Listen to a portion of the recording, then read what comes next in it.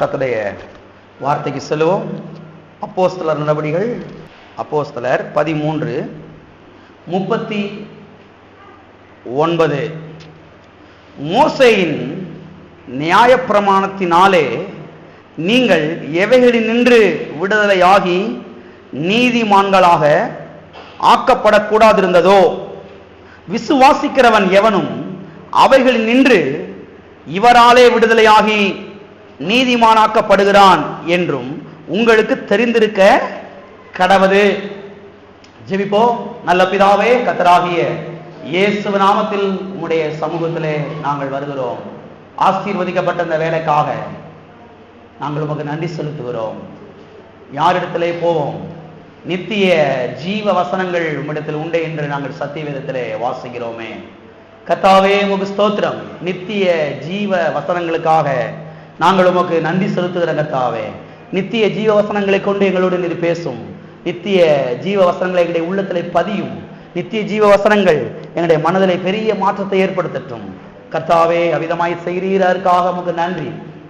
இயேசு நாமத்தில் பிதாவே, ஆமென்.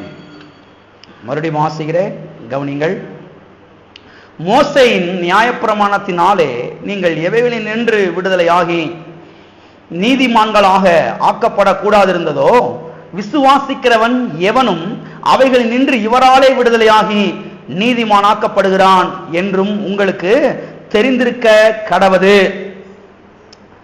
இங்கே நீங்கள் கவனிக்க வேண்டிய வார்த்தை விசுவாசிக்கிறவன் எவனும் அவைகளில் நின்று இவராலே விடுதலையாகிறான், நீதிமானாக ஆக்கப்படுகிறான். இந்த வார்த்தை நீங்கள் கவனிங்கள். இங்கே சொல்லப்பட்டிருக்கிறது விசுவாசிக்கிறவன் எவனும். எந்த ஊரை சேர்ந்தவனும், எந்த நாட்டை சேர்ந்தவனும், எந்த இனத்தை சேர்ந்தவனும், எந்த சமுதாயத்தை சேர்ந்தவனும் யாரை விசுவாசிக்கலாம்? இயேசுவை விசுவாசிக்கலாம்.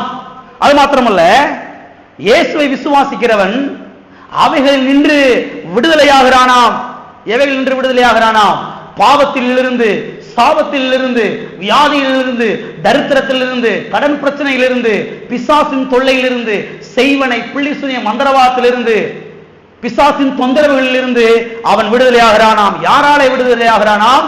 இவராலே விடுதலையாகிறானாம். யாராலே? இயேசுவாலே விடுதலையாகிறானாம், நீதிமானாக்கப்படுகிறானாம். எனவே ஆண்டவராகிய இயேசு கிறிஸ்துவை ஏற்றுக்கொள்ளாதவர்கள் இந்த கால வேளையிலே இருப்பீர்கள் என்று சொன்னால், ஆண்டவராகிய இயேசு கிறிஸ்துவை உங்களுடைய சொந்த ரட்சகராக, உங்களுடைய ஆண்டவராக, உங்களுடைய குல தெய்வமாக உங்களுடைய உள்ளத்திலே, இல்லத்திலே நீங்கள் ஏற்றுக்கொள்ள வேண்டும். ஏற்றுக்கொள்ளும் பொழுது ஆண்டவராக இயேசு கிறிஸ்து எல்லாவற்றிலும் இருந்து உங்களை விடுதலையாக்குவார். பாவத்திலிருந்து, சாபத்திலிருந்து, வியாதியிலிருந்து, தரித்திரத்திலிருந்து, கடன் பிரச்சனையிலிருந்து உங்களை விடுதலையாக்குவார். மெய்யாகவே ஆண்டவர் உங்களை வாழ வைப்பார். எனவே உங்களுடைய நல்வாழ்வுக்காக, உங்களுடைய ஆசீர்வாதத்துக்காக, உங்களுடைய நல்ல எதிர்காலத்துக்காக, உங்களுடைய வெற்றிக்காக ஆண்டவராய் இயேசு கிறிஸ்துவை ஏற்றுக்கொள்ளாதவர்கள் ஆண்டவராய் இயேசு கிறிஸ்துவை ஏற்றுக்கொள்ளுங்கள். அது மட்டுமல்ல, கடந்த சில வாரங்களாக God is our Father, தேவன் நம்முடைய தகப்பன். God is our Daddy, தேவன் நம்முடைய அப்பா என்கிற தலைப்பிலே ஒரு தொடர் போதனையை நாம் ஞாயிற்றுக்கிழமை காலை ஆராதனைகளிலே பார்த்து கொண்டு வருகிறோம். அது மட்டுமல்ல, இப்பொழுது இதிலே நம்முடைய அப்பா எப்படிப்பட்ட அப்பாவாக இருக்கிறார், நம்முடைய தகப்பன் எப்படிப்பட்ட தகப்பனாக இருக்கிறார் என்பதை நாம் பார்த்து கொண்டு வருகிறோம். இந்த உலகத்திலே பலவிதமான அப்பாக்கள் இருக்கிறாங்க. ஒவ்வொரு அப்பாவும் ஒவ்வொரு விதமா இருக்கிறாங்க. இந்த அப்பாவை வச்சு அந்த அப்பாவை ஒரு முடிவுக்கு கொண்டு வரக்கூடாது. எல்லாம் இருக்கிறீங்களா? இந்த அப்பா மாதிரி தான் அந்த அப்பா இருப்பாரோ என்று முடிவுக்கு என்ன செஞ்சிடக்கூடாது, வந்துட கூடாது. இந்த அப்பா வேற மாதிரி இருக்கிறாரு, பக்கத்து வீட்டு அப்பா வேற மாதிரி இருக்கிறாரு, அடுத்த ஊர் அப்பா அதை விட நம்ம வேற மாதிரி இருக்கிறாரு. ஏன்னா இந்த அப்பாவை என்ன செய்யக்கூடாது, பார்க்க கூடாது. இந்த அப்பாவை பார்க்கணும். இந்த அப்பாவை எங்க பார்க்கணும்? சத்திய வேதத்துல பார்க்க வேண்டும். இந்த அப்பா எப்படிப்பட்டவர் என்பதை சத்திய வேதத்திலே பார்க்க வேண்டும். வாசிப்போம். கொலோசியர் எழுதின நிருபம், கொலோசையர் 1ஆம் அதிகாரம் 9ஆம் வசனம் 10ஆம் வசனம். இது நிமித்தம் நாங்கள் அதை கேட்ட நாள் முதல் உங்களுக்காக இடைவிடாமல் ஜெபம் பண்ணுகிறோம். நீங்கள் எல்லா ஞானத்தோடும் ஆவிக்குரிய விவேகத்தோடும் அவருடைய சித்தத்தை அறிகிற அறிவினாலே நிரப்பப்படவும் சகலவித நற்கிரியைகளுமாகிய கனிகளை தந்து தேவனை அறிகிற அறிவில் விருத்தி அடைந்து கர்த்தருக்கு பிரியமுண்டாக அவருக்கு பாத்திரராய் நடந்து கொள்ளவும் சந்தோஷத்தோட கூடிய எல்லா பொறுமையும் நீடிய சாந்தமும் உண்டாவதற்கு மகிமையான அவருடைய வல்லமையின்படி எல்லா வல்லமையாலும் பலப்படுத்தப்படவும் உங்களுக்காக வேண்டுதல் செய்கிறோம். இங்கே அப்போஸ்தலனாகிய பவுல் கொலோசையர் சபையின் விசுவாசிகளுக்காக ஜெபிக்கிறதை நாம் பார்க்கிறோம். என்ன ஜெபிக்கிறார் என்றால், தேவனுடைய சித்தத்தை அறிகிற அறிவில் நிரப்பப்பட ஜெபிக்கிறார். தேவனை அறிகிற அறிவிலே விருத்தி அடைய ஜெபிக்கிறார். எல்லா வல்லமையாலும் பலப்படுத்தப்பட அவர் ஜெபிக்கிறார். சரி, ஏன் அப்பாவை அறிகிற அறிவிலே விருத்தி அடைய ஜெபிக்கிறார்? ஏன் ஜெபிக்கிறார் என்றால், அப்பாவை அறிகிற அறிவுக்குள்ளே தான் சகலவிதமான ஆசீர்வாதங்களும் அடங்கி இருக்கிறது. சுகம், ஆரோக்கியம், வெற்றி, வல்லமை, வாழ்வு, உயர்வு, ஞானம், ஐஸ்வர்யம், நீடி ஆயுள், எல்லா விதமான ஆசீர்வாதங்களும் அப்பாவை அறிகிற அறிவுக்குள்ளே தான் இருக்கிறது. எனவேதான் அப்பாவை அறிகிற அறிவிலே நிரப்பப்பட, அப்பாவை அறிகிற அறிவிலே விருத்தி அடைய அவர் இங்கே ஜெபிக்கிறதை நாம் பார்க்கிறோம். எனவேதான் ஒவ்வொரு நாளும் அப்பாவை அறிகிற அறிவுக்காக, அதிலே விருத்தி அடைவதற்காக நாம் ஜெபிக்க வேண்டும். எதற்காக ஜெபிக்கிறோமோ ஜெபிக்கவில்லையோ, இதற்காக அடிக்கடி ஜெபிக்க வேண்டும். எத்தனை இதற்காக ஜெபிக்க போறீங்க? இதுக்காக ஜெபிங்க. டெய்லியும் பலவிதமான காரியத்துக்காக ஜெபிக்கிறோம். கர்த்தருக்கு ஸ்தோத்திரம். ஆண்டவரே, வண்டியை தாங்க, காரை தாங்க, சொந்த வீடை தாங்க, 10 பவுன் நகையை தாங்க. ஜெபம் பண்றோம், அதெல்லாம் தப்புன்னு சொல்லல. ஆனா இதுக்காக முக்கியமா ஜெபிக்கணும். இதுக்காக ஜெபிச்சா அதெல்லாம் தன்னால வரும். அதெல்லாம் உங்களை தேடி வரும். நீங்க தேடி அலைஞ்சு தவிச்சு வேர்வை சிந்தி மன உளைச்சலுக்காகி அப்படிலாம் போக வேண்டியதில்லை. இதுக்காக ஜெபிங்க, இதுக்காக பிரயாசம் எடுங்க. நான் சொல்றேன், அதெல்லாம் தேடி வரும். ஆமென். எல்லாரும் கரங்களை வைத்து சொல்லுவோம். தகப்பனே, உம்மை அறிகிற அறிவிலே விருத்தி அடைய எனக்கு உதவி செய்யும். ஆமென். உம்மை அறிகிற அறிவிலே விருத்தி அடைய எனக்கு உதவி செய்யும். அது மட்டுமல்ல, இப்பொழுது நம்முடைய அப்பா எப்படிப்பட்ட அப்பாவாக இருக்கிறார் என்பதற்கான 2வது காரியத்தை நாம் பார்த்து கொண்டு வருகிறோம். நம்முடைய அப்பா எப்படிப்பட்ட அப்பாவாக இருக்கிறார்? நம்முடைய அப்பா அன்பின் அப்பாவாக இருக்கிறார். நம்முடைய தகப்பன் அன்பின் தகப்பனாக இருக்கிறார். இதை கடந்த வாரத்திலே நாம் பார்க்க ஆரம்பித்தோம். சத்திய வேதம் சொல்லுகிறது, தேவன் அன்பாகவே இருக்கிறார். தேவன் அன்பாகவே இருக்கிறார். அர்த்தம் என்ன? அன்பை தவிர வேற எதுவும் அவரிடத்திலே இல்லை. நம்முடைய தேவன் கொடூரமான ஒரு அரக்கன் கிடையாது, மோசமான ஒரு ஆளு கிடையவே கிடையாது. நம்முடைய தேவன் அன்பாகவே இருக்கிறார். எல்லாம் சொல்லுவோம், என்னுடைய தேவன் அன்பாகவே இருக்கிறார். அன்பாக இருக்கிறார் என்று சொல்லல, அன்பாகவே இருக்கிறார். இந்த ஒரு வார்த்தைக்குள்ள பெரிய வித்தியாசமே இருக்குது.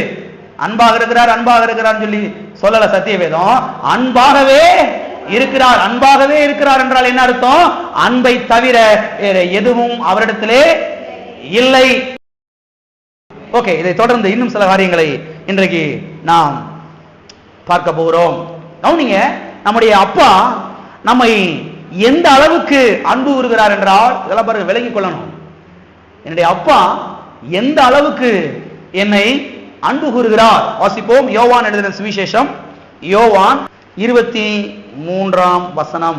ஒருமைப்பாட்டில் அவர்கள் தேறினவர்களாய் இருக்கும்படிக்கும் என்னை நீர் அனுப்பினதையும் நீர் என்னில் அன்பாய் இருக்கிறது போல அவர்களிலும் அன்பாய் இருக்கிறதையும் உலகம் அறியும்படிக்கும் நான் அவர்களிலும் நீர் என்னிலும் இருக்கும்படி வேண்டிக் கொள்கிறேன்.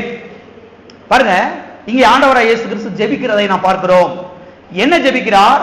இந்த உலகம் ஒரு காரியத்தை அறிந்து கொள்ள வேண்டும் என்று ஜெபிக்கிறார். இந்த உலகம் எதை அறிந்து கொள்ள வேண்டுமா? நீர் என்னிலும் அதாவது நீர் என்னில் அன்பாய் இருக்கிறது போல அவர்களிலும் அன்பாய் இருக்கிறதை அறிந்து கொள்ள வேண்டுமாம். அதாவது பரலோக அப்பா, பரலோக தகப்பன் இயேசுவில் அன்பாய் இருக்கிறதை போல நம்மிலும் அன்பாக இருப்பதை அறிந்து கொள்ள வேண்டும் என்று ஜெபிக்கிறார். எனவே பரலோக தகப்பன் இயேசுவில் எந்த அளவுக்கு அன்பாய் இருக்கிறாரோ அதே அளவுக்கு நம்மில் அன்பாய் இருக்கிறார். எத்தனை விளங்குச்சு? மறுபடியும் சொல்றேங்க நீங்க. பரலோக தகப்பன், பரலோக பிதா இயேசுவிலே எந்த அளவுக்கு, அதாவது மனிதனாக பிறந்தார் இயேசு, அந்த இயேசுவிலே எந்த அளவுக்கு அன்பாய் இருக்கிறாரோ அதே அளவுக்கு மனுஷனாகிய நம்மிடத்திலேயும் அவர் என்ன செய்கிறார்? அன்பாய் இருக்கிறார். அதாவது ஈக்குவலாக அவர் அன்பு கூறுகிறார். குறைச்சில்ல, ஈக்குவலாக அவர் அன்பு கூறுகிறார். மூத்த குமாரனாகிய இயேசுவை ஒரு விதமாகவும் இளைய குமாரர்களாகிய நம்மை ஒரு விதமாகவும் அவர் அன்பு கூறவில்லை. மூத்த குமாரனை எந்த அளவுக்கு நேசிக்கிறாரோ அதே அளவுக்கு இளைய குமாரர்களாகிய நம்மையும் அவர் நேசிக்கிறார். ஆமென். நம்முடைய தேவன் மனுஷரிடத்தில் பட்சபாதம் உள்ளவர் அல்லவே. எனவே இதை புரிந்து கொள்ளணும். ஈக்குவலாக தேவன் என்னிடத்தில் அன்பு கூறுகிறார். இயேசுவின் மேலே எவ்வளவு அன்பு வைத்திருக்கிறாரோ அதே அளவுக்கு அன்பு என் மேலையும் பிதாவாகி தேவன் என்ன செய்திருக்கிறார்? வைத்திருக்கிறார். இது எனக்கு எவ்வளவு தைரியத்தை தருகிறது. இயேசு ஒரு மாதிரியும் என்னை ஒரு மாதிரியும் இந்த பரலோக தகப்பன் அன்பு கூறல. இயேசுவை, மனிதனாக பிறந்தார இயேசு, அந்த இயேசுவை எந்த அளவுக்கு அன்பு கூறுகிறாரோ அதே அளவுக்கு ஈக்குவலாக என்னையும் என்ன செய்கிறார்? அன்பு கூறுகிறார். எல்லாரும் காரணங்களை வைத்து சொல்லுவோம். பரலோக தகப்பன் இயேசுவை நேசித்தது போல என்னையும் நேசிக்கிறார். பக்கத்துல கைப்பிடி சொல்லுங்க, சிரிச்ச முகத்தோடு சொல்லுங்க, சந்தோஷமா சொல்லுங்க. பரலோக தகப்பன் இயேசுவை நேசித்தது போல உங்களையும் அதே அளவுக்கு நேசிக்கிறார். எவ்வளவு சந்தோஷமா இருக்குது. இன்னைக்கு வீட்டுல பாத்தீங்கன்னா ஆம்பளை பெண் ஒரு மாதிரி, பொம்பளை பிள்ளை ஒரு மாதிரி நேசிக்கிறது. சிரிக்கிறீங்க எல்லாரும் ஒரு மாதிரியா? ஏன்னா இவ இங்க இருக்கிறவன் அந்த பிள்ளை இங்கே போற பிள்ளை தானே. மனுஷன் அப்படி இருக்கிறான், கத்தர் அப்படி கிடையாது. அதான் நீங்கள் புரிந்து கொள்ளணும். மனுஷனை வச்சு கத்தரை இடப்படக்கூடாது. கத்தர் யார் என்பதை சத்திய வேதத்திலே பார்க்க வேண்டும். இவன் மூத்தவன், அவனுக்கு ஒரு மாதிரியை செய்யறது, இளையவனுக்கு ஒரு மாதிரியை செய்யறது. அது இந்த அப்பா மூத்தவன் ஒரு மாதிரி அன்பு கூறுறது, இளையவன் ஒரு மாதிரி அன்பு கூறுறது. இது இந்த அப்பா. அந்த அப்பா அப்படி கிடையவே கிடையாது. பாருங்க, இதெல்லாம் உள்ள கொண்டு வர வேண்டும். எங்க அப்பா எந்த அளவுக்கு என்னை நேசிக்கிறார், எந்த அளவுக்கு என்னை அன்பு கூறுகிறார். இயேசுவை நேசித்தது போலவே ஈக்குவலாக என்னை என்ன செய்கிறார்? அவர் நேசிக்கிறார். என்னை அவர் என்ன செய்கிறார்? அன்பு கூறுகிறார். அது மட்டும் இல்ல, இந்த சத்தியத்தை இன்னமும் ஆழமாக கவனித்து பார்த்தீர்கள் என்று சொன்னார். எல்லாம் கவனிக்கிறீங்களா? இதனை கவனிக்கிறீங்க? இந்த சத்தியத்தை இன்னமும் ஆழமாக கவனித்து பார்த்தீர்கள் என்று சொன்னால் இயேசுவை காட்டிலும் நம்மைத்தான் அப்பா அதிகமாக அன்பு கூறுகிறார். இயேசுவை விட என்னைத்தான் இந்த பரலோக தகப்பன் அதிகமாக என்ன செய்கிறார்? அன்பு கூறுகிறார். எப்படி பாஸ்டர்? எனக்கு புரியலையே. அது எப்படி இயேசுவை காட்டில இனி அவர் அன்பு கூறுவார் பரலோக தகப்பன்? எனக்கு புரியலையே. வாசிப்போம். ரோமருக்கு எழுதின நிருபம் ரோமர் 8:32. தம்முடைய சொந்த குமாரன் என்றும் பாராமல் நம்ம எல்லாருக்காகவும் அவரை ஒப்பு கொடுத்தவர் அவரோட கூட மற்ற எல்லாவற்றையும் நமக்கு அருளாதிருப்பது எப்படி? நமக்கு அருளாதிருப்பது எப்படி? இங்க அப்போஸ்தலனாகிய பவுல் தனக்கு கிடைத்த வெளிப்பாட்டை எழுதுகிறார். என்ன எழுதுகிறார்? நம்ம எல்லாருக்காகவும் அவரை ஒப்பு கொடுத்தார். யாரை ஒப்பு கொடுத்தார்? அவரை ஒப்பு கொடுத்தார். இயேசுவை ஒப்பு கொடுத்தார். யாருக்காக ஒப்பு கொடுத்தார்? நம் எல்லாருக்காகவும். நமக்காக என்ன செய்தார்? ஒப்பு கொடுத்தார். எதற்காக ஒப்பு கொடுத்தார்? நாம் நன்றாயிருப்பதற்காக, நாம் சுகமாயிருப்பதற்காக. எங்கே ஒப்பு கொடுத்தார்? கல்வாரி சிலுவையிலே ஒப்பு கொடுத்தார். ஆழமா கவனிங்கள். பிதாவாகிய தேவன் இயேசுவை அதிகமாய் நேசித்திருப்பார் என்றால், இதை கவனிச்சுட்டு வரீங்களா? பிதாவாகிய தேவன் நம்மை காட்டிலும் இயேசுவை அதிகமாய் நேசித்திருப்பார் என்றால் அவரை இந்த பூமிக்கு மனிதனாகவே அனுப்பியிருக்க மாட்டார். அவரை சிலுவைக்கு ஒப்பு கொடுத்திருக்கவே மாட்டாரு. நம்மை அதிகமாய் நேசித்தபடினாலே தான் அவரை இந்த பூமிக்கு மனிதனாக அனுப்பினார். அவரை சிலுவையிலே ஒப்பு கொடுத்தார். அவரை பாடுகளுக்கு என்ன செய்தார்? ஒப்பு கொடுத்தார். வெளிச்சம்.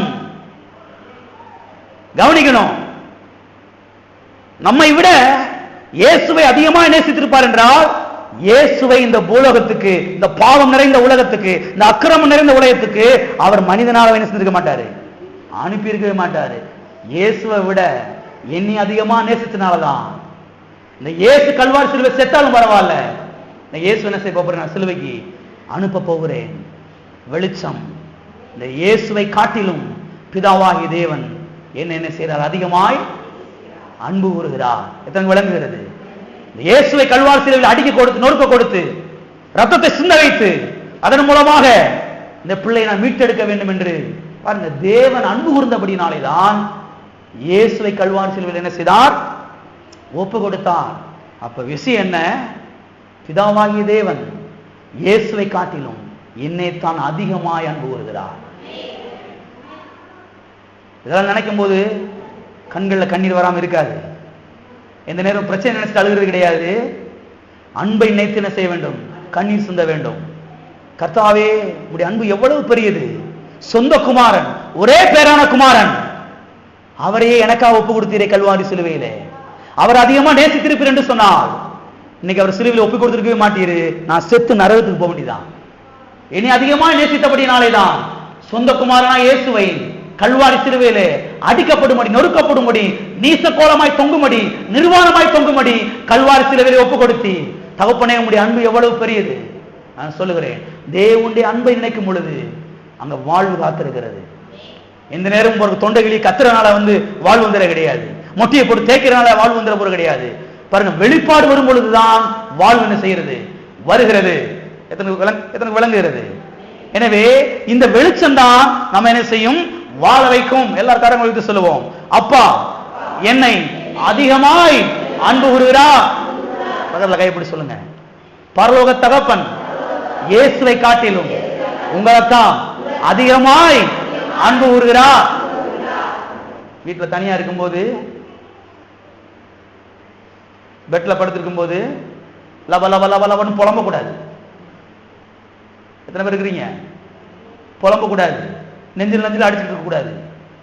எல்லாம் போயிருச்சுன்னு சொல்லி, கர்த்தாவே உம்முடைய அன்பு எவ்வளவு பெரியது! இயேசுவை காட்டில் நீர் தான் என்னை அதிகமாய் நேசிக்கிறீர். அதனால தான் கல்வாரி சிலுவையில் அவரை ஒப்பு கொடுத்தீர். ஆண்டவரே, எவ்வளவு செஞ்சிருப்பீங்கன்னா, கர்த்தாவே ஒரு சின்ன ஒரு பண தேவை ஏமாத்துற ஆண்டவரே, அதை சந்திக்க மாற முடியும். இந்த வியாதி இது ஒண்ணுமே கிடையாது, உங்களுடைய பார்வையில சுகமாக்க மாற முடியும். இந்த பிரச்சனை ஒண்ணுமே கிடையாது, ஒண்ணுமில்லாம போயிடும். அப்பாவுடைய அன்பை நினைக்கும் பொழுது. எத்தனை பேர் இருக்கிறீங்க? தனியா இருக்கும் போது புலம்பாதீங்க, மண்டையை கொண்டு போய் சேவத்திலாம் அடிக்காதீங்க டம்மு டும்முன்னு. எத்தனை பேர் இருக்கிறீங்க? சில தலையத்தில் அடிச்சுக்கிறது அவங்களே டம்மு டம்முன்னு. தலையெல்லாம் அடிக்காதீங்க, தலை அங்க இருக்கட்டும், தலை அங்க இருக்கட்டும், அடிக்காதீங்க. கர்த்தருடைய அன்பை என்ன செய்யுங்கள்? நினையுங்கள். ஆமே. தனியாக இருக்கும்போது இதை தியானிக்க வேண்டும். பிரச்சனையே யோசிக்க கூடாது, குறைவையே யோசிக்க கூடாது, எது இல்லையோ அதை யோசிக்க கூடாது. அப்பாவின் அன்பை என்ன செய்ய வேண்டும்? தியானிக்க வேண்டும். இதுதான் உங்கள் பிரச்சனைக்கு பதில். எது? அப்பாவுடைய அன்பு. ஆமே. திருப்பிக் கொள்வோம். மத்தேயு 16ஆம் அதிகாரம் 16ஆம் வசனம். சீமோன் பேதுரு பிரதி உத்தரமாக, நீர் ஜீவனுள்ள தேவனுடைய குமாரனாகிய கிறிஸ்து என்றான். நீர் ஜீவனுள்ள தேவனுடைய குமாரனாகிய கிறிஸ்து என்றான். அடுத்த வசனத்தை வாசிக்கிறேன். இயேசு அவனை நோக்கி, யோனாவின் குமாரனாகிய சீமோனே, நீ பாக்கியவான், நீ ஆசீர்வதிக்கப்பட்டவன், நீ கொடுத்து வைத்தவன், நீ பேறு பெற்றவன். ஏனென்றால் மாம்சமும் இரத்தமும் இதை உனக்கு வெளிப்படுத்தவில்லை, பரலோகத்தில் இருக்கிற என் பிதா இதை உனக்கு வெளிப்படுத்தினார். எதை வெளிப்படுத்தினார்? நீர் ஜீவனுள்ள தேவனுடைய குமாரனாகிய கிறிஸ்து என்பதை என்னுடைய தகப்பன் உனக்கு என்ன செய்தார்? வெளிப்படுத்தினார். வெளிப்பாடு. யாரை குறித்த வெளிப்பாடு? அப்பாவை குறித்த வெளிப்பாடு, இயேசு கிறிஸ்துவை குறித்த வெளிப்பாடு, அவருடைய கல்வாரி குறித்த வெளிப்பாடு, அவருடைய ரத்தத்தை குறித்த வெளிப்பாடு.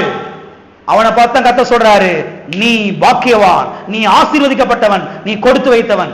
எல்லாரையும் பார்த்து கத்தர் வந்து ஆசீர்வதிக்கப்பட்டவன் சொல்லல. யார் ஆசீர்வதிக்கப்பட்டவர்கள்? அப்பாவை குறித்த வெளிப்பாடை பெற்றவர்கள், தகப்பனை குறித்த அறிவை பெற்றவர்கள். அவர்கள் தான் பாக்கியவான்கள், அவர்கள் தான் ஆசீர்வதிக்கப்பட்டவர்கள். அவருடைய வாழ்க்கை தான் செழிக்க போகிறது.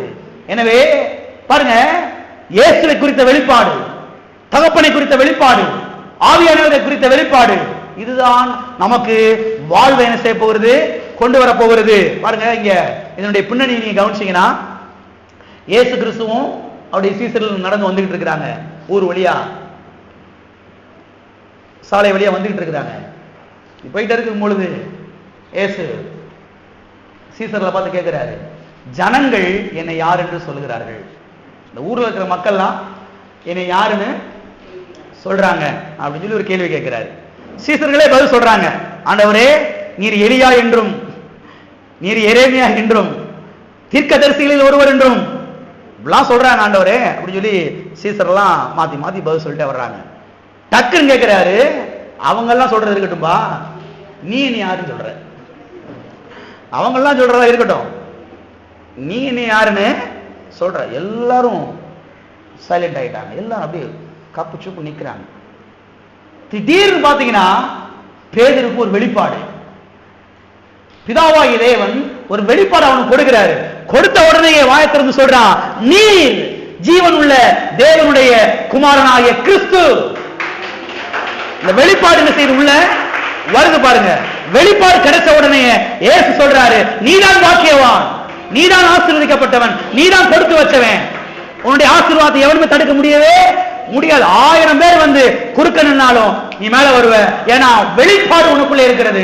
யாரை குறித்த வெளிப்பாடு? இயேசுவை குறித்த வெளிப்பாடு, அப்பாவை குறித்த வெளிப்பாடு உனக்குள்ளே இருக்கிறது. உன்னுடைய ஆசீர்வாதத்தை எவனுமே என்ன செய்ய முடியாது, தடுக்க முடியாது. ஊரெல்லாம் சேர்ந்து நம்மளை அமுக்க நினைச்சா அமுக்க முடியாது. ஏன்னா உள்ள இயேசுவை குறித்த வெளிப்பாடு இருக்குது. ஆமென். எத்தனை இருக்கிறீங்க? எனவேதான் அப்பாவை குறித்த வெளிப்பாடுக்காக அடிக்கடி ஜெபிக்க வேணும்.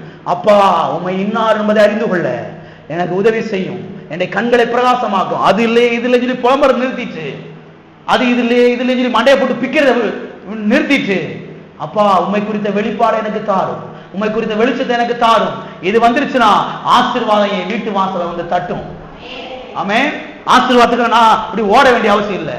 அங்க இருக்க ஆசீர்வாதம், இங்க இருக்க ஆசீர்வாதம், அவங்க நம்மளை தாங்கிட மாட்டாங்களா, இவங்க நம்மளை தூக்கிட மாட்டாங்களா, காலவாரி விடாம இருந்தா சரி. சித்தப்பனும் பெரிய பொண்ணு மாமனும் அத்தையும் காலவாரி விடாம இருந்தா சரி. எல்லாம் இருக்கிறீங்களா?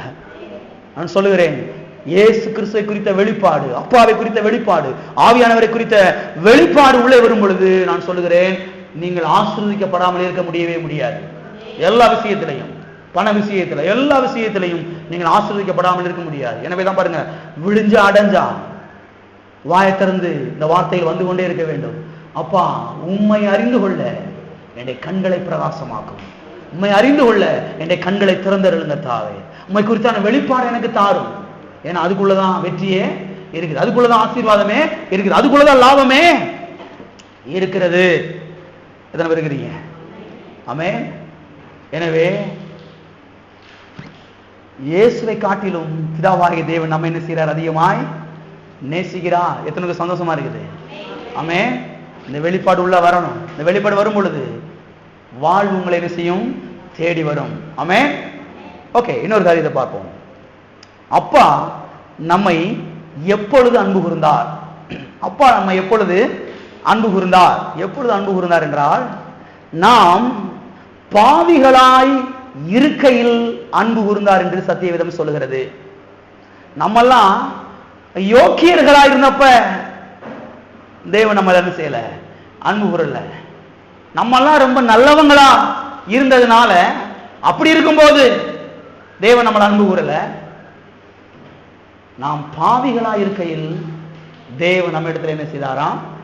அன்பு கூர்ந்தாராம். வாசிப்போம். ரோமருக்கு எழுதின நிருபம், ரோமர் 5ஆம் அதிகாரம் 8ஆம் வசனம். நாம் பாவிகளா இருக்கையில் கிறிஸ்து நமக்காக மரித்ததினாலே தேவன் நம்மேல் வைத்த தமது அன்பை விளங்க பண்ணினார். நாம் எப்படிப்பட்டவர்களாய் இருக்கையில்? நாம் பாவிகளாய் இருக்கையில், நாம் நல்லவர்களாய் இருக்கையில் அல்ல, நாம் நீதிமான்களாய் இருக்கையில் அல்ல, நாம் யோக்கியர்களாய் இருக்கையில் அல்ல, நாம் பாவிகளாய் இருக்கையில் அவர் என்ன செய்தாராம்? நம்மை அன்பு கூர்ந்தாராம். இப்பெல்லாம் ஆழமாய் கவனிங்கள். நாம் பாவிகளாய் இருக்கும் போதே அவர் நம்மை அன்பு கூர்ந்திருப்பார் என்றால், இப்பொழுது நாம் அவருடைய பிள்ளைகளாக இருக்கிறோம். இப்ப எந்த அளவுக்கு நம்மளை அன்பு கூற மாட்டார்? வெளிச்சம். கர்த்தர் என்னைய நேசிக்கிறாரா நேசிக்கலான்னு சொல்லி கொஞ்சம் ஜெபமணி கேட்டு சொல்லுங்க பாஸ்டர். ஜெபமணி கேட்டு சொல்லவா? இன்னைக்கு போய் வரிசையா லைன்ல நிக்கிறது, தலையை கொடுத்துட்டு வரிசையா எறும்பு நின்ன மாதிரி நிக்கிறது. தலையை கொடுத்து சிலருக்கு தலை வழுக்கையாவே போச்சு, முடியெல்லாம் கொட்டி போச்சு. தலையை போய் கொடுக்கறது, அங்க எங்க இப்படி கொடுக்கறது, நீங்க ஜெபம் பண்ணுங்க, நீங்க ஜெபம் பண்ணுங்க, நீங்க ஜெபம் பண்ணுங்க. அவங்க ஜெபம் பண்ணாலும் ஒரு ஆசீர்வாதம் வரும் இல்லையா? அவங்க ஜெபம் பண்ணாலும் ஒரு ஆசீர்வாதம் வரும் இல்லையா? யாரு ஜெபம் பண்ணாலும் ஆசீர்வாதம் போக போறது கிடையாது. நீங்க விசுவாசித்து தான் ஆசீர்வாதம் வரும். நான் வச்சுக்கோங்க. நீங்க விசுவாசிக்கலனா எவ்வளவுதான் ஜெபம் பண்ணாலும் உங்களுக்கு ஆசீர்வாதம் வர போறது கிடையவே கிடையாது. பிரசங்கர் ஜெபம் பண்றாரு, கர்த்தருக்கு ஸ்தோத்திரம். அங்க பெற்றுக்கொள்ற ஆளு விசுவாசிக்கே இல்லைன்னா எந்த ஆசீர்வாதம் வரப்போறது கிடையவே கிடையாது. எனவே நம்ம விசுவாசிக்கணும். எனவே நாம் பாவிகளாய் இருக்கும் போதே தேவன் நம்மை அன்பு கூர்ந்திருப்பார் என்றால், இன்னைக்கு நான் பாவி கிடையாது, இன்னைக்கு நான் தேவனுடைய பிள்ளையாக இருக்கிறேன். இன்னைக்கு தேவன் எந்த அளவுக்கு என் மேலே அன்பு கூறுவார் பாருங்க. இதெல்லாம் மனதிலே கொண்டு வர வேண்டும். இதெல்லாம் தனியாக உட்கார்ந்திருக்கும் போது யோசிக்கணும், இதை தியானிக்கணும். ஆமென். இந்த வெளிச்சம்தான் உங்களை வாழ வைக்கும். எனவே இந்த வெளிச்சத்தை பெற்றுக்கொள்வதற்காக அடிக்கடி நீங்கள் ஜெபிக்க வேண்டும். அது மட்டுமல்ல, நீங்கள் சில தவறுகளை செய்திருந்தாலும் கூட அதன் மத்தியிலேயும் அப்பா உங்களை அன்பு கூறுகிறார். கொஞ்சம் ஆழமா கவனிங்க. சில தவறுகளை நீங்கள் செய்திருந்தாலும் கூட அதன் மத்தியிலேயும் அப்பா உங்களை அன்பு கூறுகிறார். அதற்காக தவறு செய்வதற்கு தேவன் வந்து லைசன்ஸ் கொடுக்கல, தவறு செஞ்சுக்கிட்டே இருப்பான்னு சொல்லி. சில சமயங்கள்ல சில தவறுகளை செய்து விடுகிறீர்கள், உண்மைதான். அதன் மத்தியிலேயும் அப்பா உங்களை அன்பு கூறுகிறார். கர்த்தர் அதுக்காக வந்து உங்களை வந்து ரிஜெக்ட் பண்ற கிடையாது. ஓடி போடா, பக்கத்துல வராரா, இனிமேல் உன்னை அன்பு கூற மாட்டேன், தோலை உரிச்சு போடுவேன் அப்படின்னு சொல்றவர் கிடையாது. இந்த அப்பா தான் சொல்லுவார், அப்படி தோலை உரிச்சு போடுவேன், மண்டையை உடைச்சு போடுவேன்னு சொல்லுவாரு. இந்த அப்பா தோலை உரிக்க மாட்டார், மண்டையை உடைக்க மாட்டாரு. அவருடைய மண்டையை உடைக்கப்படுவதற்காக கல்வாரி சிலுவையில் ஒப்பு கொடுத்தவர். ஆமென். அவருடைய தோள்கள் உரிக்கப்படுவதற்காக கல்வாரி சிலுவையில் ஒப்பு கொடுத்தவர். இதெல்லாம் மனதிலே கொண்டு வர வேண்டும். சில தவறுகளை நான் செஞ்சுட்டு தெரியாம இதன் மத்தியிலையும் அப்பா என்ன செய்கிறார்? அன்பு கூறுகிறார். இது எனக்கு தைரியத்தை தருகிறது. இது வந்து நான் அப்பா விட்டு தூரமா ஓடுறதுக்கு வழி வகுக்காம அப்பா கிட்ட நெருங்கி வர்றதுக்கு எனக்கு என்ன செய்கிறது? வழி வகுக்கிறது. அதுக்காக பாருங்க, தொடர்ந்து தவற செய்யுங்கன்னு சொல்லி யாரும் வந்து சொல்றது கிடையாது, அப்பா சொல்றது கிடையாது. சில சமயங்களில் சில தவறுகளை செய்து விடுகிறோம், அதன் மத்தியிலையும் அப்பா என்ன செய்கிறார்? நம்மை அன்பு கூறுகிறார். தவறு செய்திருந்தாலும் கூட அதன் மத்தியில் என்ன செய்கிறார்? தேவன் நம்மை அன்பு கூறுகிறார். ஏனென்றால் அவர் அன்பாகவே இருக்கிறார். நீங்க நல்லவங்களா இருக்கிறனால கிடையாது, அவர் அன்பா இருக்கிறாரு. அவர் அன்பாகவே இருக்கிறனால அவர் என்ன செய்கிறார்? உங்களை அன்பு கூறுகிறார். பாவிகளாக இருக்கும் போதே அன்பு கூர்ந்தாரே, இப்ப அன்பு கூற மாட்டாரா? எத்தனை விளங்குச்சு? வாசிப்போம். எபேசியர்கள் நிருபம், எபேசியர் 4:5. தேவனோ இரக்கத்தில் ஐஸ்வர்யம் உள்ளவராய் தம்மில் அன்பு கூர்ந்த தம்முடைய மிகுந்த அன்பினாலே அக்கிரமங்களில் மரித்தவர்களாய் இருந்த நம்மை கிறிஸ்துவுடனே கூட உயிர்ப்பித்தார், கிருபையினாலே ரட்சிக்கப்பட்டீர்கள். இந்த வசனம் என்ன சொல்லுகிறது? அக்கிரமங்களில் மரித்து கிடந்த நம்மை தேவன் உயிர்ப்பித்தாராம். யாரோடு கூட உயிர்ப்பித்தாராம்? கிறிஸ்துவோடு கூட உயிர்ப்பித்தாராம். எதற்காக உயிர்ப்பித்தாராம்? நம்மை அவரோடு கூட உன்னதங்களிலே உட்கார வைப்பதற்காக உயிர்ப்பித்தாராம். ஏன் உயிர்ப்பித்தாராம்? நம்மில் அன்பு கூர்ந்தபடினாலே.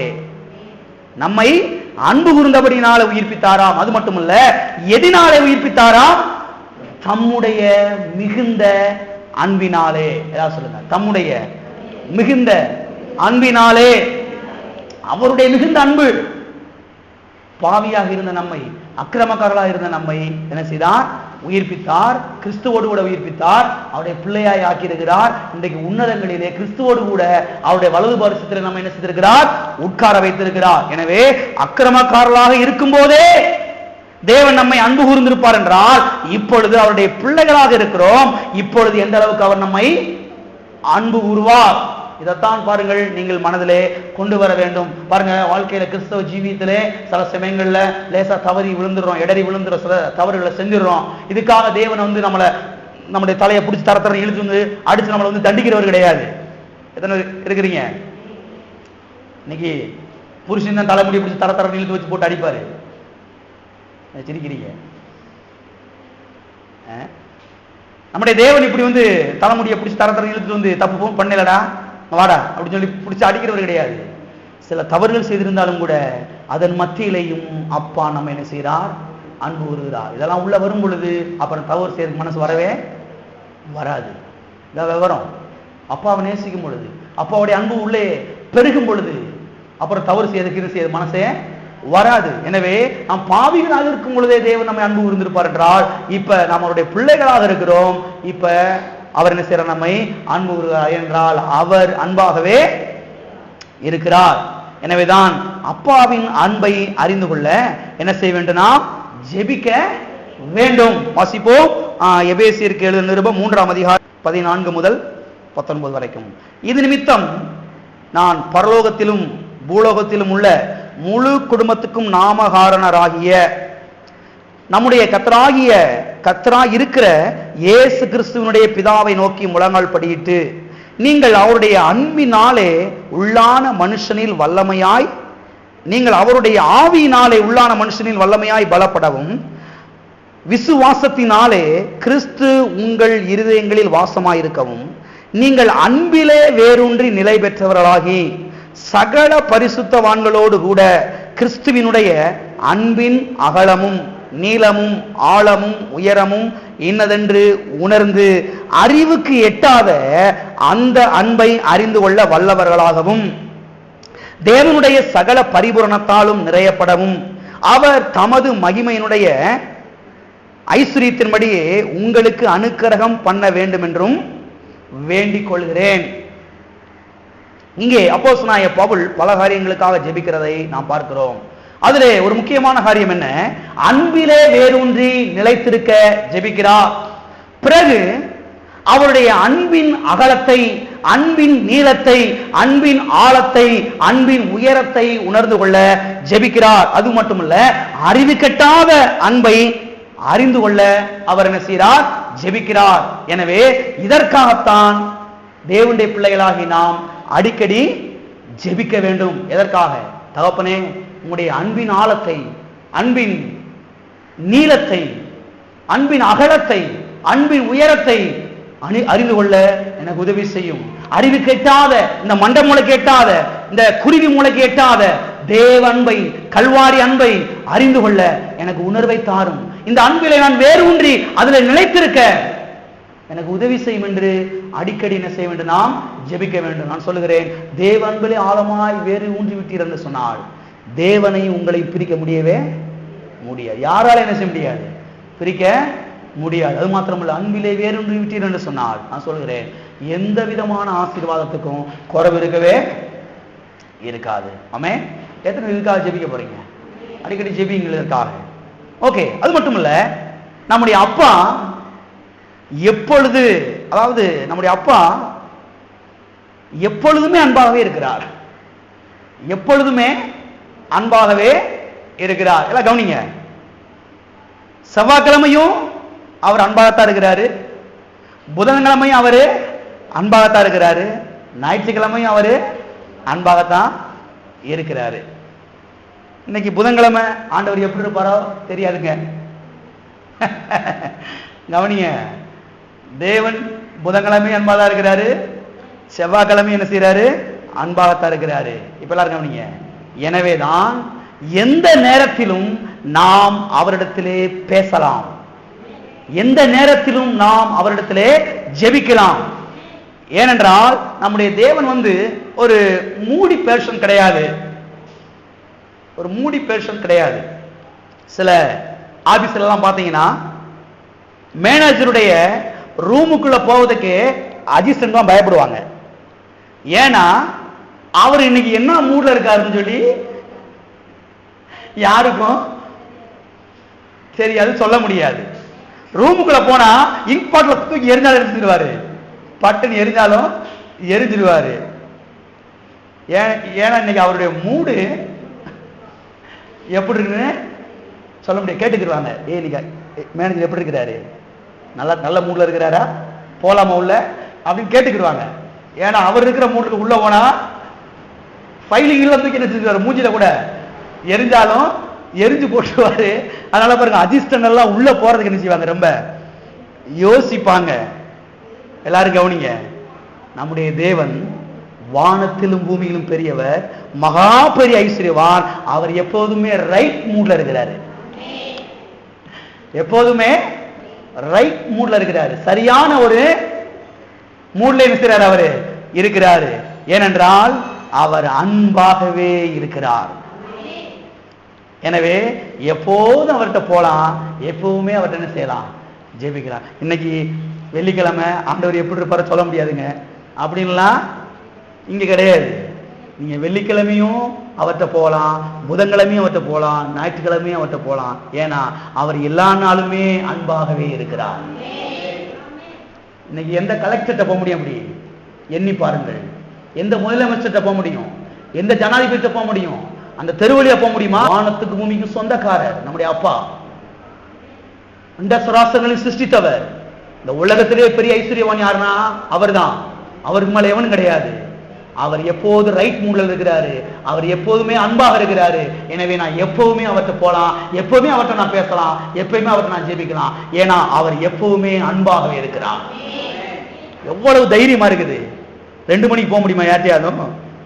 புருஷனை தட்டி எழுப்ப முடியுமா? ஓங்கி அரைஞ்சு போட்டுருவாரு, தூக்கத்தை கெடுத்துட்டே அப்படின்னு சொல்லி. எத்தனை பேர் இருக்கிறீங்க? சில புருஷனுக்கு அவளும் போச்சு, கண்ணம் போச்சுங்க. மனைவியோட கண்ணை நைட்ல எழுப்புனா 2 மணிக்கு, காலையில் எழுப்பி கேட்க கூடாது. இந்த அப்பா எவ்வளவு நல்லவர், நைட்டு 2 மணிக்கு அவர்கிட்ட பேசலாம். விளங்குதா? பிரச்சனையே யோசிக்காதீங்க. சில பிரச்சனைகள் அப்படியே இருக்குது, மாறவே இல்லை, உண்மைதான். அதை யோசிக்காதீங்க. அப்பாவுடைய அன்பை யோசியுங்கள், அப்பாவுடைய அன்பை தியானியுங்கள். நான் சொல்றது நிச்சயமாய் பிரச்சனை மாறும், பணக்குறைவுகள் மாறும், தோல்வி மாறும், வியாதி மறையும். அப்பாவை நினைங்க. ஆமென். நம்முடைய அப்பா எப்பவுமே அன்பா இருக்கிறார். 24 மணி நேரம் அவர் என்ன செய்கிறார்? அன்பாகவே இருக்கிறார். எல்லா கரங்களும் இது சொல்லுவோம், என்னுடைய அப்பா எல்லா நாளுமே அன்பாகவே இருக்கிறார். ஆமென். அவ்வளவு சந்தோஷமா இருக்கு எனக்கெல்லாம். இன்னைக்கு பாருங்க, சிலர் சொல்லுவாங்க, அதாவது அம்மா அப்பாட்ட சொல்ல முடியாத விஷயத்தை கூட ஃப்ரெண்ட்ஸ் சொல்லலாம் அப்படின்னு சொல்லுவாங்க. பார்த்துருக்கீங்களா? நம்ம ஊர்ல ஒரு புதிய ஒன்று இருக்குது. அம்மா அப்பாட்ட சொல்ல முடியாத விஷயத்தை கூட யார்கிட்ட சொல்லலாம்?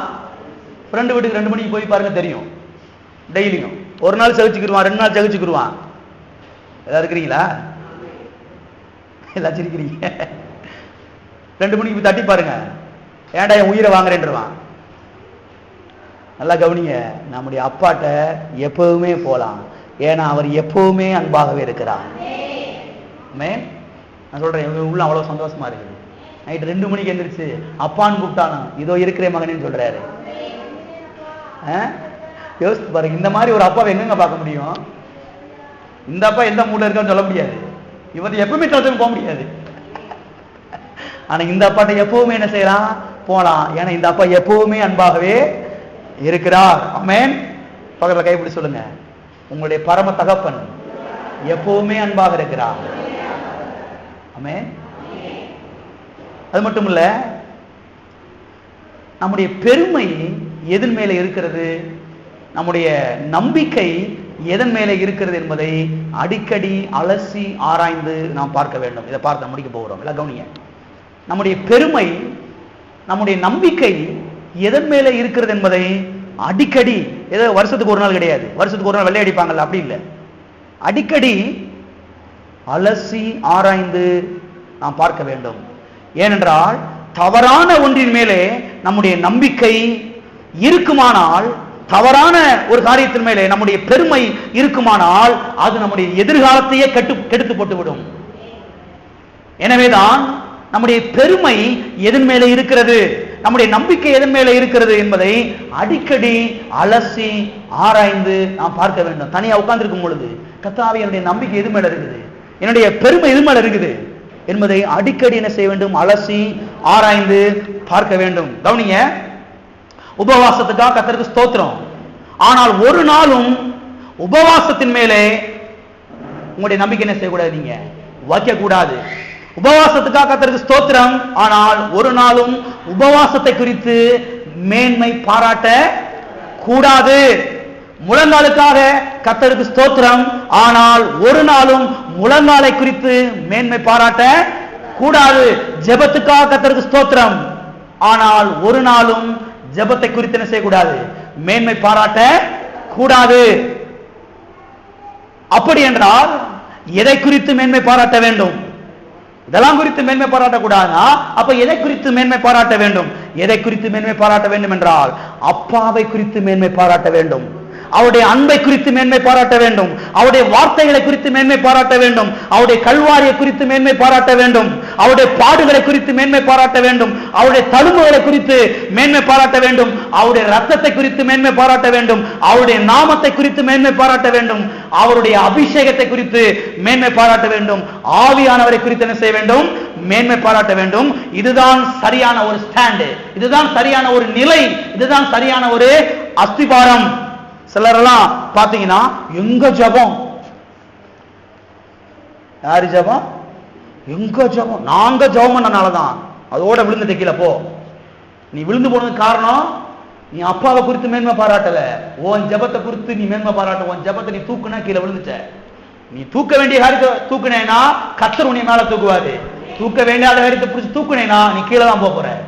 அவங்களுடைய சில பேசுற போது நீங்க பார்த்தீங்கன்னு தெரிஞ்சுக்கோ, எங்க ஜபம், எங்க உபவாசம், எங்க முழங்கால், எங்க கண்ணீர், எங்க எச்சி விழுங்காம கடை போ. ஒரு ஆசீர்வாதம் வரப்போறது கிடையாது. என்னைக்கு கல்வாரியை குறித்து, அப்பாவை குறித்து, அவருடைய தியாகத்தை குறித்து, அவர் கல்வாரி சிலுவையில் செய்து முடித்த அவருடைய தியாகத்தை, அதை குறித்து என்னைக்கு மேன்மை பாராட்டுகிறாயோ அன்னைக்கு நீ என்ன செஞ்சிருவ, மேல வந்து விடுவாய். எத்தனை இருக்கிறீங்க? எனவேதான் பாருங்க, சேர வேண்டிய ஆள் கூட சேரணும், சேர கூட ஆள் கூட செய்யக்கூடாது, சேரக்கூடாது. சில எப்பவுமே இப்படி சொல்லிட்டு இருப்பாங்க, எங்க ஜபம், நாங்க முழங்கால் போட்டு ஜபம் பண்ணோம்னு ஆகுவாங்க பாருங்க, குச்சி கூட ஆடாது. 20 வருஷமா நீங்க ஜபம் பண்ணிட்டு தான் கிடக்குறீங்க, ஒண்ணு வாங்கலையே கத்துட்டு இருந்து, அதே தரித்திரம், அதே பீட, அப்படிதான் இருக்கிறீங்க 20 வருஷம் ஆகி சபைக்கு போயும். நல்லா கவனியுங்கள் அருமையான தேவனுடைய பிள்ளைகளே, நம்மை நாமே அலசி ஆராய்ந்து பார்க்க வேண்டும் அடிக்கடி. கர்த்தாவே, என் பெருமை யார் மேல இருக்குது, என் நம்பிக்கை யார் மேல இருக்குது, என் உபவாசத்து மேல இருக்குதா, என் ஜெபத்து மேல இருக்குதா? நான் ஜெபம் பண்றேன், கர்த்தருக்கு ஸ்தோத்திரம். எனக்கே ஒரு நாள் உபவாசம் இருக்குது, கர்த்தருக்கு ஸ்தோத்திரம். ஆனா அது இல்ல, உங்களுடைய கல்வாரி சிலுவை, நீர் பட்ட பாடுகள், உங்களுடைய அன்பு, உங்களுடைய தியாகம், நீர் கல்வாரி சிலுவையில கடைசி சொட்டு ரத்தத்தை சிந்தினேரே, அது ஆண்டவரே, அதை குறித்து என்னுடைய பெருமை இருக்கட்டும் ஆண்டவரே. நான் சொல்லுகிறேன், இதுதான் கர்த்தருக்கு பிரியமா இருக்கிறது. ஆமென். இதுதான் கர்த்தருக்கு பிரியமாக இருக்கிறது. சத்தியவேதம் சொல்லுகிறது, அவர்கள் முறிந்து விழுந்தார்கள், அவர்கள் முறிந்து விழுந்தார்கள். எனவே கிறிஸ்தவ ஜீவியத்திலே மிகுந்த கவனமாக இருக்க வேண்டும். யார் முறிந்து விழுந்தார்கள்? வாசிப்போம். சங்கீதம் 20 7ஆம் வசனம் 8ஆம் வசனம். சிலர் ரதங்களை குறித்தும் சிலர் குதிரைகளை குறித்தும் மேன்மை பாராட்டுகிறார்கள், நாங்களோ எங்கள் தேவனாகிய கர்த்தருடைய நாமத்தை குறித்தே மேன்மை பாராட்டுவோம். என்ன செய்வோம்? மேன்மை பாராட்டுவோம். அவர்கள் முறிந்து விழுந்தார்கள், நாங்களோ எழுந்து நிமிர்ந்து நிற்கிறோம். அவர்கள் முறிந்து விழுந்தார்கள். எவர்கள்? யாரெல்லாம் குதிரை குறித்து மேன்மை பாராட்டினாங்களோ, எங்கிட்ட 1000 குதிரை இருக்குது, நாங்க ஜெயிச்சிருவோம். எத்தனை பேர் இருக்கிறீங்க? எங்கிட்ட 2000 ரதங்கள் இருக்கிறது, 5000 யானை படைகள் இருக்கிறது என்று யார் யாரெல்லாம் மேன்மை பாராட்டினாங்களோ அவங்கெல்லாம் முறிஞ்சு விழுந்துட்டாங்க. எங்க ஜெபம், எங்க உபவாசம், எங்க கண்ணீர், எங்க முழங்கால், நாங்க சங்கிலி ஜெபம் போட்டு ஜெபம் பண்ணோம், அதனாலதான் அவர்கள் முறிந்து விழுந்தார்கள். நாங்களோ எழுந்து நிமிர்ந்து நிற்கிறோம். ஏனென்றால் நாங்கள் எதை குறித்து மேன்மை பாராட்டுகிறோம்? எங்கள் தேவனாகிய கர்த்தருடைய நாமத்தை குறித்து, அவருடைய கல்வாயை குறித்து, அவருடைய வார்த்தை குறித்து, அவருடைய ஆவியானவரை குறித்து, அவருடைய தியாகத்தை குறித்து, அவர் என்ன செய்து முடித்தாரே அதை குறித்து நாங்கள் மேன்மை பாராட்டுகிறோம். எனவே நாங்கள் ஒரு நாளும் முறிந்து விழமாட்டோம். நாங்கள் எழுந்து நிமிர்ந்து நிற்போம். ஆமென். எத்தனை பேர் இருக்கிறீங்க? எனவே அடிக்கடி அலசி ஆராய்ந்து பார்க்க வேண்டும். என்னுடைய பெருமை யார் மேல இருக்குது? ஜெபம் பண்றோம், சில சமயங்களில் 2 மணி நேரம் ஜெபம் பண்றோம், கர்த்தருக்கு ஸ்தோத்திரம். ஜெபம் பண்றது நல்லது. ஆனா ஒரு நாள் அதை குறித்து என்ன செய்யக்கூடாது? மேன்மை பாராட்டக்கூடாது. எனக்கு ஒரு நாள் உபவாசம் இருக்கிறோம், உபவாசம் இருக்க முடிஞ்சவங்க இருங்க, இருக்க முடியாதவங்க விடுங்க. அதனால கவலை எல்லாம் படாதீங்க. ரொம்ப ஒரு நாள் உபவாசத்தை குறித்து என்ன செய்யாதீங்க? மேன்மை பாராட்டாதீங்க. முழங்கால் போட்டுக்கிட்டு ஜெபம் பண்றீங்க.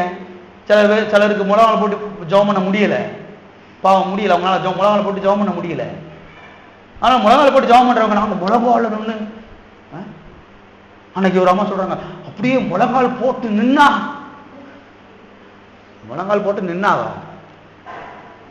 முழங்கால் போட்டு நின்று யாரை குறித்து மேன்மை பாராட்டுகிறீர்கள்? உங்க முழங்கால் குறித்து மேன்மை பாராட்டுறீங்களா? அவருடைய கல்வாரி குறித்து மேன்மை பாராட்டுகிறீர்களா? இதை பொறுத்துதான் எதிர்காலம் அமைய போகிறது.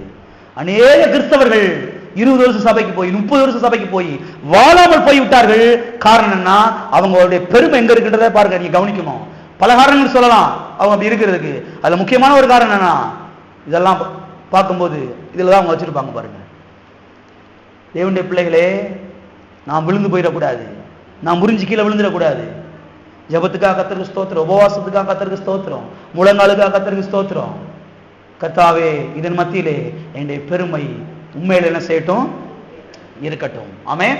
இன்னொரு வசனத்தை வாசிப்போம், புதிய ஏற்பாட்டிலே இதை வாசித்து நாம் முடிப்போம். கலாத்தியர் 6ஆம் அதிகாரம் 14ஆம் வசனம். நானோ நம்முடைய கர்த்தராகிய இயேசு கிறிஸ்துவின் சிலுவையை குறித்தே அல்லாமல் வேற ஒன்றையும் குறித்து மேன்மை பாராட்டாது இருப்பேனாக. போதும். நானோ நம்முடைய கர்த்தராகிய இயேசு கிறிஸ்துவின் சிலுவையை குறித்தே அல்லாமல் வேற ஒன்றையும் குறித்து மேன்மை பாராட்டாது இருப்பேனாக. இதை யார் சொல்றா? அப்போஸ்தலனாகிய பவுல். அப்போஸ்தலனாகிய பவுல் சொல்றார். இந்த அப்போஸ்தலனாகிய பவுல் படித்த ஒரு மனிதன் பாருங்க. அந்த காலத்திலேயே யூனிவர்சிட்டியில படிச்ச மனுஷன், பெரிய ஒரு படிப்பாளி. அது மாத்திரமல்ல, இந்த அப்போஸ்தலனாகிய பவுல் இருக்கிறாரே, அவர் ஒரு ஏழை ஊழியக்காரன் கிடையாது. அவங்க அப்பா கப்பல்களுக்கு சொந்தக்காரர் பாருங்க, பெரிய கோடீஸ்வரன், பெரிய ஒரு பணக்காரன் பாருங்க. எல்லாம் கவனிக்கிறீங்களா? அப்போஸ்தலனாகிய பவுல் நிறைய படித்த ஒரு மனிதன். அப்போஸ்தலனாகிய பவுல் பெரிய ஒரு பணக்காரன். அது மாத்திரமல்ல, அப்போஸ்தலனாகிய பவுலுக்கு ஏராளம் செல்வாக்குகள் இருந்தது. அந்த காலத்தில் இருந்த அந்த ரோம அதிகாரிகள்லாம் இவனுக்கு ரொம்ப ஃப்ரெண்டு. அப்படிப்பட்ட ஒரு மனுஷன் சொல்றான், நானோ என்னுடைய கர்த்தராகிய இயேசு கிறிஸ்துவின் சிலுவை குறித்தே அல்லாமல் வேற ஒன்றை குறித்து மேன்மை பாராட்டாது இருப்பேனாக. மேன்மை பாராட்டுக்கு ஆயிரம் இருக்குது. நான் நிறைய படிச்சிருக்கேன், மேன்மை பாராட்டலாம். எங்க அப்பா ஒரு பெரிய பணக்காரன், மேன்மை பாராட்டலாம். எனக்கு பெரிய பெரிய அதிகாரம்லாம் தெரியும், மேன்மை பாராட்டலாம். அதெல்லாம் கர்த்தருடைய பார்வையில குப்பை, தூசி. அதெல்லாம் கர்த்தரோடு ஒப்பிட்டு பார்க்கும்போது அந்த படிப்பு, அந்த பணம், அந்த அந்தஸ்து எல்லாம் நத்திங், குப்பை. அதெல்லாம் எங்க அப்பாவோட ஒப்பிட்டு பார்க்கும்போது எங்க அப்பாவை குறித்து தான் என்ன செய்ய போறேன்? நான் மேன்மை பாராட்ட போகிறேன். அப்போஸ்தலனாகிய பவுலை கர்த்தர் பாருங்க, அநேக லட்ச மக்களுக்கு ஆசீர்வாதமா எடுத்து கர்த்தர் பயன்படுத்தினார். ஏராள மக்களுக்கு கர்த்தர் ஆசீர்வாதமா எடுத்து பயன்படுத்தினார். இந்த மனுஷனுடைய இடுப்புல கட்டிருக்கிற துணியை கொண்டு போய் வியாதிக்கார மேல போடுறான், வியாதி சுகமாகுது. உருமால தலையில கட்டிருக்கிற உருமால உருகிட்டு போய் பிசாசு பிடிச்ச மேல போடுறான், பிசாசெல்லாம் ஓடி போறது, மக்கள் விடுதலை ஆகிறார்கள். ஏன்னா இந்த மனுஷன் யாரை குறித்து மேன்மை பாராட்டுகிற மனுஷன்னா, கர்த்தரை குறித்து, சிலுவை குறித்து மேன்மை பாராட்டுகிற மனுஷன். மேன்மை பாராட்டுக்கு ஆயிரம் இருக்குது. பணத்தை குறித்து மேன்மை பாராட்டலாம், செல்வாக்கு குறித்து மேன்மை பாராட்டலாம், படிப்பை குறித்து மேன்மை பாராட்டலாம். அந்த காலத்துல பெரிய பெரிய ஒரு படிப்பாளி பாருங்க, அப்போஸ்தலனாகிய பவுல். நிறைய படிச்ச ஒரு மனுஷன். மேன்மை பாராட்டுறது எவ்வளவோ இருக்குது. அதெல்லாம் ஓரத்துல வச்சுட்டு, அதெல்லாம் குப்பை எங்க அப்பாவோடு கூட ஒப்பிட்டு பார்க்கும்போது. எனவே நானும் நம்முடைய கர்த்தராகிய இயேசு கிறிஸ்துவின் சிலுவை குறித்து அல்லாமல் வேற ஒன்றை குறித்து மேன்மை பாராட்டாது இருப்பேனாக. நான் கேட்கிறேன், உங்களுடைய பெருமை யார் மேலே இருக்கிறது? உங்களுடைய மேன்மை பாராட்டல் யார் மேலே இருக்கிறது? உங்களுடைய நம்பிக்கை யார் மேலே இருக்கிறது? உங்களை நீங்களே அலசி ஆராய்ந்து பாருங்கள். அடிக்கடி அலசி ஆராய்ந்து பார்க்கணும். சில சமயங்கள்ல வர வேண்டிய ஆசீர்வாதங்கள் வராமல் போறதுக்கு காரணம் இதா இருக்கலாம். சில சமயங்கள் எவ்வளவோ ஜெபம் பண்றேன், எவ்வளவோ என்னென்னமோ பண்ணி பார்க்கிறேன், ஒன்னும் நடக்க மாட்டேங்குதே. உங்களுடைய பெருமை யார் மேலே இருக்கிறது?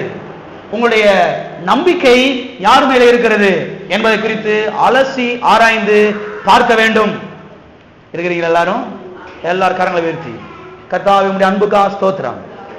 உம்முடைய அன்பை குறித்து மேன்மை பாராட்டுகிறேன். உம்முடைய கல்வாரியை குறித்து நான் மேன்மை பாராட்டுகிறேன். ஆமென். எல்லாரும் எழுப்பி நிற்போம், நாம் ஜெபிப்போம். ஹல்லேலூயா. எல்லாரும் கர்த்தரை நாம் ஸ்தோத்திரிப்போம். தகப்பனே உமக்கு ஸ்தோத்திரம், உமக்கு நன்றி.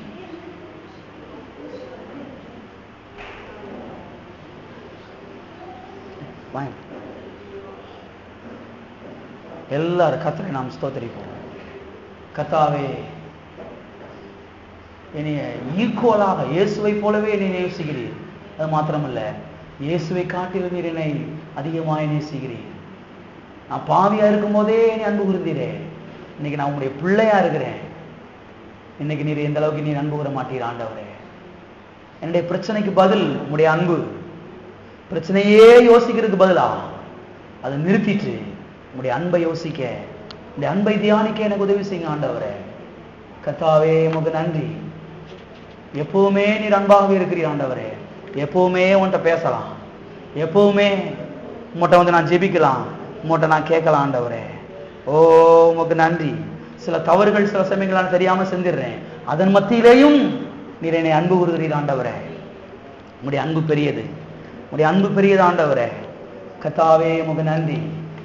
நான் எதை குறித்து மேன்மை பாராட்டுகிறேன், என்னுடைய நம்பிக்கை எதன் மேலே இருக்கிறது என்பதை குறித்து அடிக்கடி அலசி ஆராய்ந்து பார்த்து கர்த்தா சரியான ஒரு நிலைக்கு நான் வர எனக்கு உதவி செய்வீராக, எனக்கு உதவி செய்வீராக ஆண்டவரே. ஓ உமக்கு நன்றி, உமக்கு நன்றி, உமக்கு நன்றி, உமக்கு நன்றி ஆண்டவரே. நன்றி ஆண்டவரே. நன்றி நன்றி நன்றி. நல்ல பிதாவே, கர்த்தராகிய இயேசு நாமத்தில் உம்முடைய சமூகத்தில் நாங்கள் வருகிறோம். ஆசீர்வதிக்கப்பட்ட அந்த வேலைக்காக நாங்கள் உமக்கு நன்றி செலுத்துகிறோம். கர்த்தாவே ஸ்தோத்திரம், ஸ்தோத்திரம், ஸ்தோத்திரம் ஆண்டவரே. உம்முடைய அன்பை இன்னும் ஆழமாய் நாங்கள் புரிந்து கொள்ள எங்களுக்கு உதவி செய்வீராக. உம்முடைய அன்பின் அகலம் நீளம் ஆழம் உயரத்தை உணர்ந்து கொள்ள, அன்பிலே வேறுன்ற அறிவு கட்டாத அன்பை அறிந்து கொள்ள எங்களுடைய கண்களை பிரகாசமாக்குங்க தாவே. விதமாய் செய்ததற்காக ஸ்தோத்திரம். இயேசு நாமத்தில் பிதாவே. ஆமென்.